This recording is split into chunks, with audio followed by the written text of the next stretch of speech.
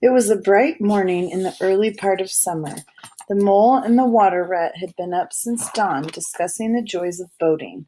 They were finishing breakfast when a heavy knock sounded at the door.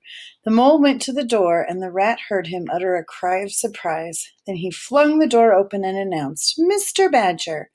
The badger strode into the room and stood looking at the two animals with an expression full of seriousness. "The hour has come," said the badger at last. "What hour?" asked the rat uneasily, glancing at the clock on the mantelpiece. "Whose hour, you should rather say," replied the badger. "Why, Toad's hour, the hour of Toad.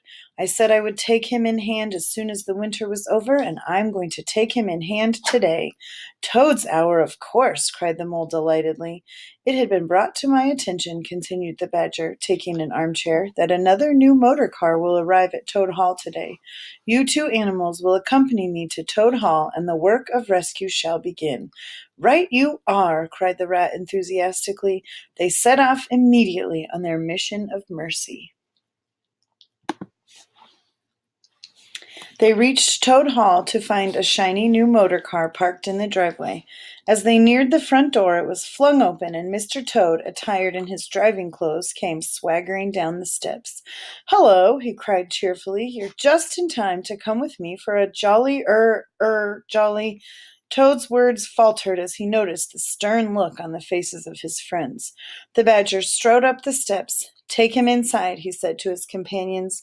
Then, as Toad was hustled through the door, he turned to the chauffeur in charge of the new motor car. "I'm afraid you won't be wanted today," he said. "Mr. Toad has changed his mind." With that, the badger followed the others inside and shut the door. "Now then," he said to the toad when the four of them stood together in the hall, "take those ridiculous things off." "I shan't," replied Toad with great spirit. "Take them off him, then, you two," ordered the badger. They had to lay Toad out on the floor before they could get to work properly. Then the rat sat on him, and the mole got his motor clothes off him bit by bit. "You knew it must come to this, Toad," the badger explained. "You've disregarded all the warnings we've given you. You've gone on squandering the money your father left you, and you're constantly getting into trouble with the police. You're getting us animals a bad name in the area. Now you will come with me into the library, and there we will have a serious heart-to-heart." He took Toad firmly by the arm and led him into the library.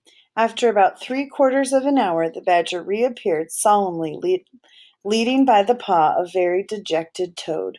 "Sit down there, Toad," said the badger kindly, pointing to a chair. "My friends," he went on, "I am pleased to inform you that the Toad has seen the error of his ways." "That is very good news," said the mole gravely. "Very good news indeed," observed the rat dubiously. "If only—" He was looking very hard at Toad as he said this, and could not help thinking he perceived something like a twinkle in that animal's eye. "There's only one thing more to be done," continued the badger. "Toad, I want you to repeat, before your friends here, that you see the error of your ways." There was a long, long pause. Toad looked desperately this way and that. At last he spoke. "No," he said quite firmly, "I admit nothing." "What?" cried the badger. "Didn't you tell me just now in there—" "Oh, yes, in there," said Toad impatiently. "I'd have said anything in there. You're so persuasive, dear badger." "Then you don't promise," said the badger, "never to touch a motor car again?" "Certainly not," replied Toad. "Told you so," observed the rat to the mole. "Very well, then," said the badger firmly. "We'll have to see what force can do. You've often asked us three to come and stay with you, Toad. Well, now we're going to. Take him upstairs, you two, and lock him up in his bedroom." "We'll take great care of everything till you're well, Toad," said the mole, as Toad was hauled up the stairs. "No more of those regrettable incidents with the police, Toad," said the rat, as they thrust him into his bedroom and locked the door.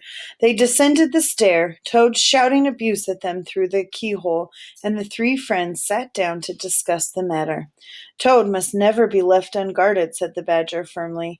The mole and the rat nodded in agreement. They arranged watches accordingly. At first Toad resisted their efforts, but as time passed, however, he appeared to grow depressed. One fine morning the rat, whose turn it was to go on duty, went upstairs to relieve Badger. "Toad's still in bed," Badger told the rat. "Now you look out, rat. When Toad's quiet and submissive, then he's at his trickiest.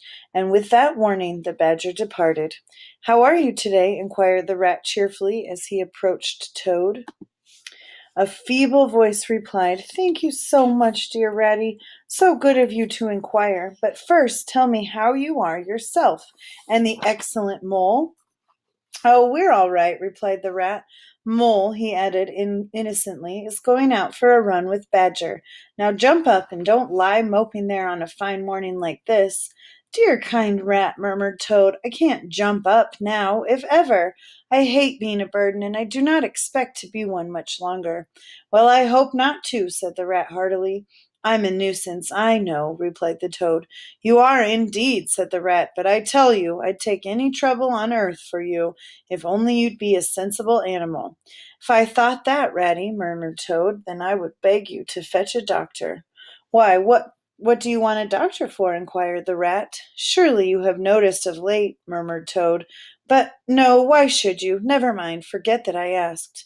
"Look here," said the Rat, beginning to get worried. "Of course I'll fetch a doctor if you really think you need one, but you can hardly be bad enough for that yet.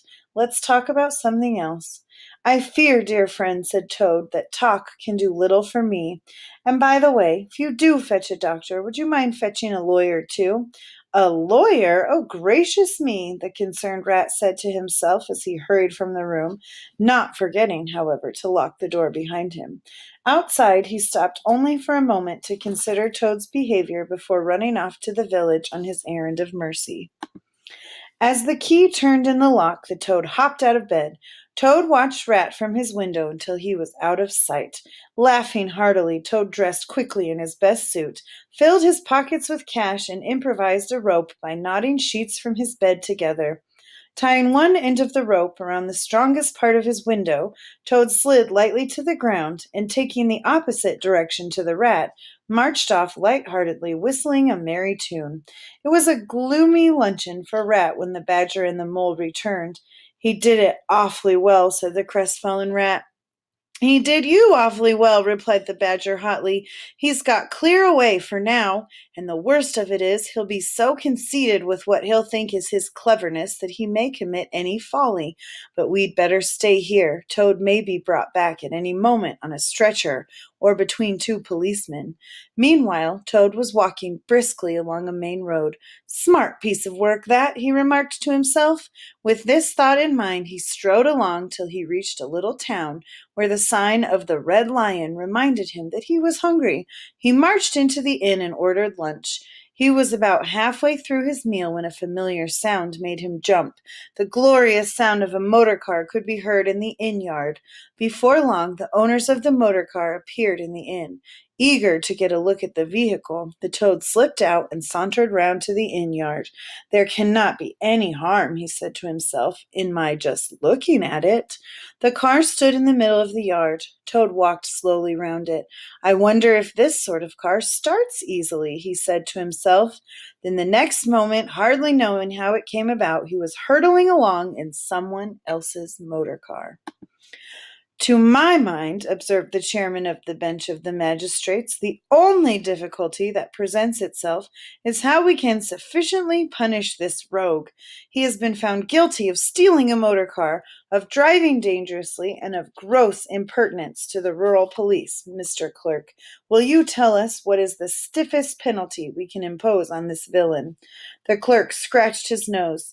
"Suppose you were to say 12 months for the theft, 3 years for the furious driving, and 15 years for the cheek. Those figures, if added together correctly, total up to 19 years. "First rate," said the chairman. "So you had better make it around 20 years, concluded the clerk. "An excellent suggestion, said the chairman. "Prisoner, it's going to be 20 years for you this time."